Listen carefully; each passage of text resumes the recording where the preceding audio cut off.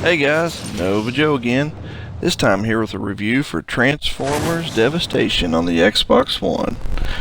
Transformers Devastation was put out this year and was made by a famed company, Platinum Games, known for games such as Bayonetta or Wonderful 101 on the Wii U. And they were given the privilege of working on the popular Transformers franchise. And I have to say, they did a really good job.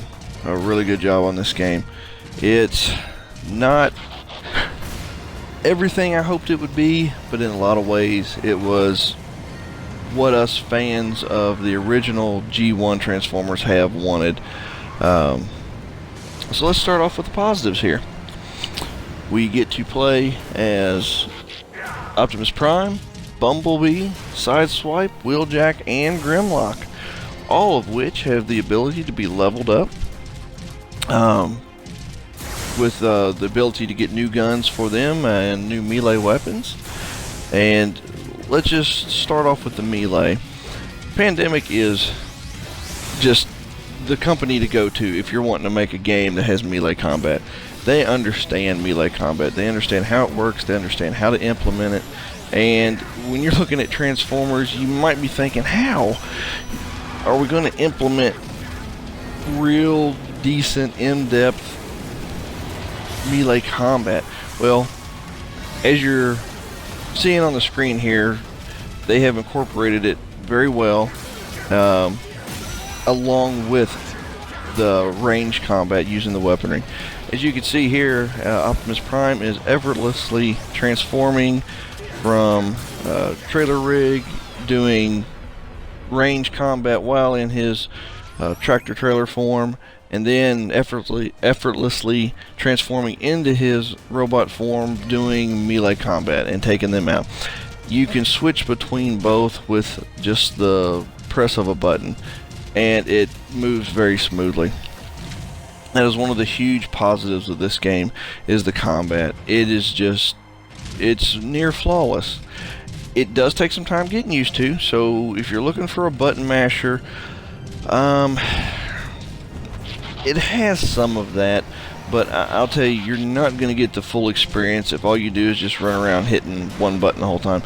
And to be quite honest, you're probably not going to make it very far, because this game does require you to learn how to counterattack, how to reverse, how to know when to dodge.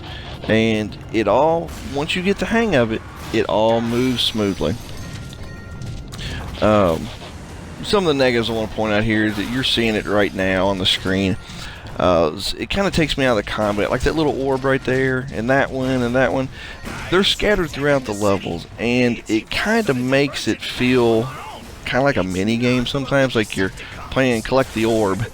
So it just kind of feels out of place at times, but that's a minor gripe.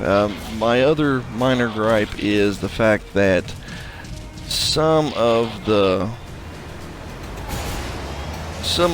classic character models couldn't be retained, and I understand why. Like for instance, you got Bumblebee. In his robot form, he looks almost spot on to his cartoon counterpart from the 80s.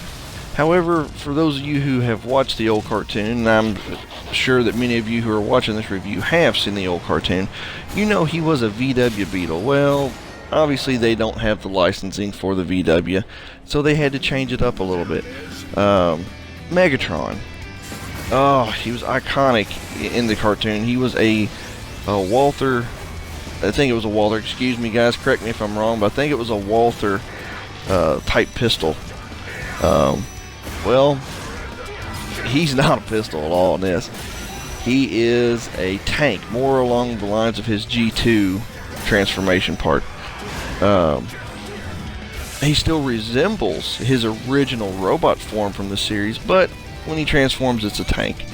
That does kind of take you out of the nostalgia part of it a little bit, just a little bit. But to be quite honest, it's not enough to be a huge deterrent from the game. It's just a little nitpick on my part. But Optimus, he's spot on. Wheeljack and them, there's some liberties taken with them too, as obviously they couldn't keep their original forms. But it's still a great game. It's still just well worth your time and well worth your money. As you can see here on the screen now, we're looking at some of the options that you have in the game. What you just saw was chapter select. Here is where you go when you want to upgrade your weapons, where you want to select different weapons, where you want to create different attribute components to attach to your body. It's also where you go to switch out your characters. Looking here at the weapon screen, you can equip up to 4 different weapons, put them in any different slots you want, and you don't have to stick with the traditional weapons that they came with in the cartoon show. You can pick anything you want to. You want to put Starscream's weapons on Optimus Prime? Go right ahead. You want to put a different type of sword that Optimus Prime never would have used. I mean, you don't want to use his axe, use a sword. You can change it up. You can mix and match. It's great. You can do this for each of the characters. So you can personalize your robot however you want to. Your Autobot, I should say. Tech slots. You can create these little components that you can attach to yourself by doing these little mini games. If you hit the yellow spot, you will create the perfect, that's the sweet spot when you're creating these tech upgrades. Hit the yellow spot, and as you're getting ready to see here, trying to hit it, and I got it. So I was able to increase my grapple power up by 5%, my ability gauge, and you can just keep doing it over and over. Well, then you can go and you can attach them to yourselves to increase. Well, now you're looking at your status. Well, in your status, you can go in here and look at your attributes, and if you press the Y button, you can take your points that you have and add them to your attributes to help level yourself up quicker. You will level up through combat while you're fighting, but right here is where you can go and click on it and just level yourself up quicker if you would like, and just by holding in the Y button, and it'll level you up. Now in the lab, you can go and you can buy some weapons. I don't recommend doing that, guys, because you're going to find better weapons out in the field as you're fighting. And when you play on harder difficulties, you will get better weapons than what you'll get through the standard playthrough. The moves. This is where you come to buy certain moves that you can't get throughout the game. Or get any other place, I should say. You don't get them from leveling up, you get them from coming here and buying them. So you purchase them, and they are permanent throughout for your character.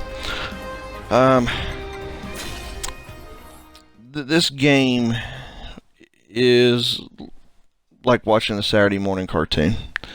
The story of this game is so 80s, and they even got the voice actors, Peter Cullen, Frank Welker, to come back, and they sound great. Frank sounds a little aged, but you know what? He's Megatron. He is Megatron, and that's who you want to be doing the voice acting for Megatron, and he still does a great job. Peter Cullen, he's Optimus Prime through and through. Always has been, always will be, and there is no other voice actor I want for Optimus Prime.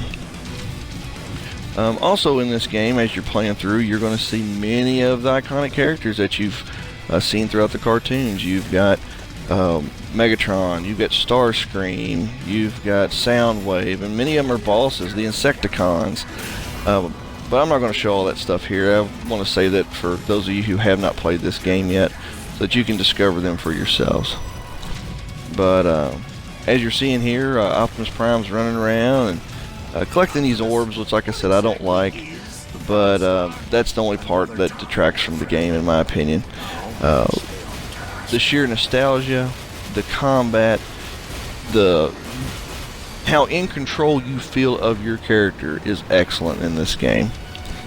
So, anyway, guys, I just wanted to bring this to you as a Christmas review and say I hope you have a Merry Christmas, have a Happy New Year. May God bless you and your family, and keep on gaming and enjoy the last few seconds of this fight. Take care, guys.